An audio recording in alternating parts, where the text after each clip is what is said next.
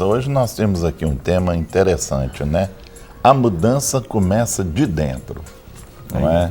De dentro para fora, né? Isso. Tem que ser de dentro para fora, né? Então nós temos aqui Sinfonias 2, Sofonias, né? 2, de 1 a 3, né?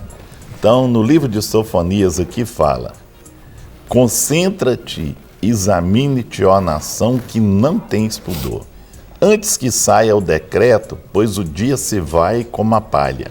Antes que venha sobre ti o furor da ira do Senhor, sim, antes que venha sobre ti o dia da ira do Senhor. Buscai o Senhor, vós todos os mansos da terra, que cumpris o seu juízo. Buscai a justiça, buscai a mansidão. Porventura lograreis esconder-vos no dia da ira do Senhor?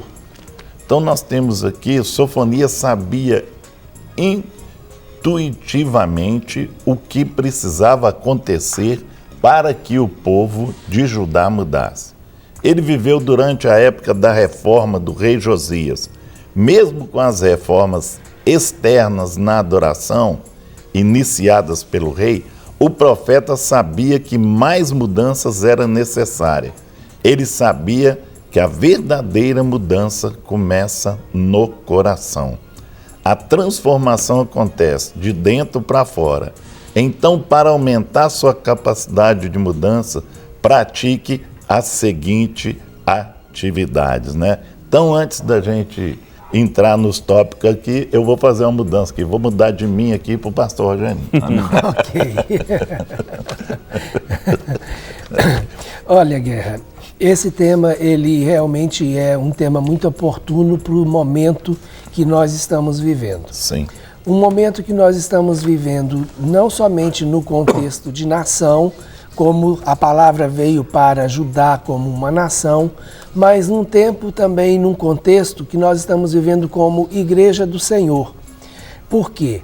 Porque Sofonias, ele viveu no momento e vivenciou uma das maiores, um dos maiores movimentos de avivamento da história do povo de Israel, que foi as reformas promovidas pelo rei Josias. E é muito interessante que, apesar de toda a reforma e de todas as mudanças externas, porque muitos altares foram derrubados, foram amaldiçoados, muitos sacerdotes dos altares pagãos e ídolos que foram derrubados foram mortos nessa reforma. Josias realmente trouxe o povo de novo para a visão de Deus, celebrando a Páscoa. Foi uma das maiores Páscoas que se celebrou na história de Israel. Mesmo assim, Sofonias entendeu que aquilo que ele estava vendo e aquilo que o povo estava vivendo ainda não era exatamente aquilo que Deus estava querendo do povo, porque eles estavam vivendo uma religiosidade externa e não um relacionamento de intimidade com Deus. Hoje nós temos ouvido, inclusive, muitas palavras de profetas no Brasil inteiro. O Senhor está falando a mesma coisa de norte a sul do Brasil. E está falando isso através de sonhos, através de palavras diretas e através de muitas palavras através dos seus profetas, de que nós estamos na eminência de viver um tempo de juízo. Então, mais do que nunca, é a hora de nós olharmos exatamente com a visão que Sofonias teve. Às vezes você pode parar e pensar que o Brasil está vivendo um grande avivamento porque as igrejas têm crescido, porque as igrejas têm aumentado. Mas será que realmente aquele povo que tem frequentado os templos e que tem enchido os nossos prédios estão realmente vivendo um poder transformador do Evangelho na sua própria vida? Será que realmente, mesmo diante de um número tão grande considerado de cristãos, nós temos feito a diferença na nossa cultura? Nós temos influenciado a política? Nós temos participado de um processo de transformação da nossa sociedade? olha, vale a pena nós realmente pararmos e considerarmos essas coisas. Porque vai começar de dentro. E toda verdadeira mudança tem que começar de dentro para fora. Então, se vai acontecer alguma mudança na nossa cultura e na nossa sociedade, essa mudança, não tenha dúvida, ela vai acontecer e começar dentro da própria igreja, porque a verdadeira mudança começa de dentro. E Deus vai tratar, e vai tratar com muita seriedade, cada um de nós, que nos identificamos como servos dele, porque nós temos algo que os outros não têm. E a palavra é muito clara, de quem muito foi dado, muito lhe será cobrado. Então vale a pena a gente considerar esse momento que estamos vivendo, ouvir aquilo que o Espírito está nos dizendo e realmente nos posicionar de uma maneira que valha a pena. Não é? Se não valer a pena viver por ela, que pelo menos vale a pena morrer por ela. E a palavra não pode ser diferente disso. É verdade, é verdade. Nós temos aqui já a participação da nossa irmã lá a irmã Célia lá de Currais Novos, né? Sempre ligada aqui na Rede Super, né? Obrigado, viu, querida, pela sua audiência. Pedindo aqui, então, agradecendo a Deus pelo início de semana, poder acompanhar esse maravilhoso programa. Peço oração por todos os familiares, em especial seus filhos, netos, que são bênção na vida dela, pela sua saúde, né, pelo seu esposo, a questão da dependência, né, no cigarro e na bebida. E eu desejo um dia abençoado a todos nós e que fazem parte desse canal, ok? É a nossa amada irmã Célia, ok, querido? Obrigado pela sua participação, a sua audiência, né? E nós vamos estar orando. E eu quero mandar um grande abraço aqui para Monique, né? A Monique Portes e a Michele, que fazem aniversário hoje, né? Michele lá no Rio de Janeiro, Monique aqui em Belo Horizonte. Um abração aí para a Selma, para o Paulo, né? Os pais aí delas, essas filhas abençoadas, né? Junto com seus genros. E também a dona Nazinha que está nos assistindo, né? Um abração aí, dona Nazinha, Paulão, um abração para vocês. E a Michele e a Monique, que Deus continue abençoando a vida de vocês e possam continuar sendo verdadeiros luzeiros assim onde estiverem, né? Então, glória a Deus por isso. Nós temos aqui mais uma participação. Gosto muito das mensagens aqui da TV, da Rede Super, né? Então, mandando aqui um abraço para todos. Amém. DDD 32, a paz, irmãos pastores. Gostaria de saber sobre desrespeito à autoridade espiritual. No caso, pastor, que maldição a pessoa recebe, né? Tá mandando um abraço, assiste aqui sempre a Rede Super, DDD 32. E aí? Rogério, aí a questão aí que está quebrando, não é? Isso está se tornando insubmisso à autoridade. Isso. Então isso aí a pessoa está trazendo realmente um peso para ela.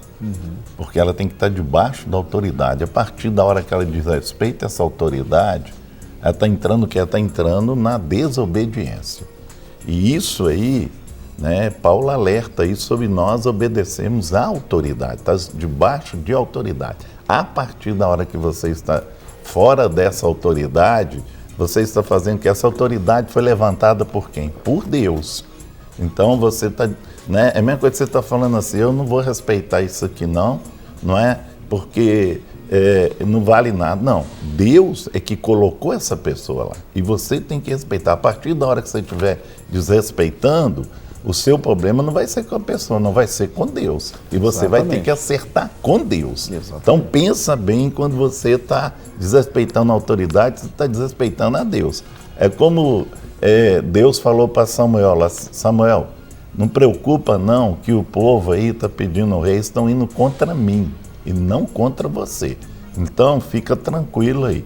Então se tem uma autoridade e você está desrespeitando, realmente vai cair sobre você, essa culpa vai cair. E você vai ficar responsável por isso. Até porque a palavra de Deus fala isso, quer dizer, toda a autoridade é instituída por Deus. E há uma outra consequência, Rogério, porque o pecado de quebra de autoridade, que é a rebeldia, não é? Ela coloca a pessoa que é rebelde no mesmo nível do feiticeiro. Sim. Porque a palavra de Deus é muito clara quando diz que o pecado de rebeldia é como o pecado de feitiçaria. Então, você se torna feiticeiro. Está no mesmo nível daquele que pratica feitiçaria. Então aí você já tem uma ideia do que isso pode acarretar. E o maior rebelde foi Satanás. Sim. Que era Lúcifer e depois virou Satanás. Aí o exemplo. E o pai de todas as feitiçarias, o pai de todas as feitiçarias, né? E da mentira, né? Então, arrependa. Exatamente. Aqui nós temos mais uma participação. DDD 73, paz, pastores, bom dia. Manda um abraço aí pra gente aqui em Ipiaú, na Bahia. Então um abração pra vocês aí. Quem nasce em Ipiaú é o quê, hein? Ipiauense? Deve ser, né? Então a todos os ipiauenses aí, um grande abraço. Deus abençoe vocês ricamente, viu? Obrigado. E aí, Guerra? Nós temos aqui, é interessante, na questão da mudança que começa de Deus, trabalhe nas áreas em que você é forte. Somos mais intuitivos nas áreas de nossos dons e interesses. Então, nós vamos trabalhar na área que nós somos mais fortes aí. E como é que nós fazemos isso? É muito interessante, Guerra, porque quando a gente quer mudanças, normalmente a nossa tendência é tentar consertar aquilo que não está funcionando. Sim. Ou aquilo que está aparentemente errado, que é o que nos chama a atenção. Com certeza. Mas se está errado, é porque nós temos dificuldades em fazer, não é? Com não certeza. sabemos como fazer, ou temos dificuldades como fazer, ou não temos todas as habilidades necessárias para fazer aquilo, ainda que sejam recursos emocionais, né? Então, por isso que está errado. Está errado. Não é porque eu quero, né? Na maioria das vezes, não é porque eu quero errar. É porque, de repente, eu não sei fazer o certo.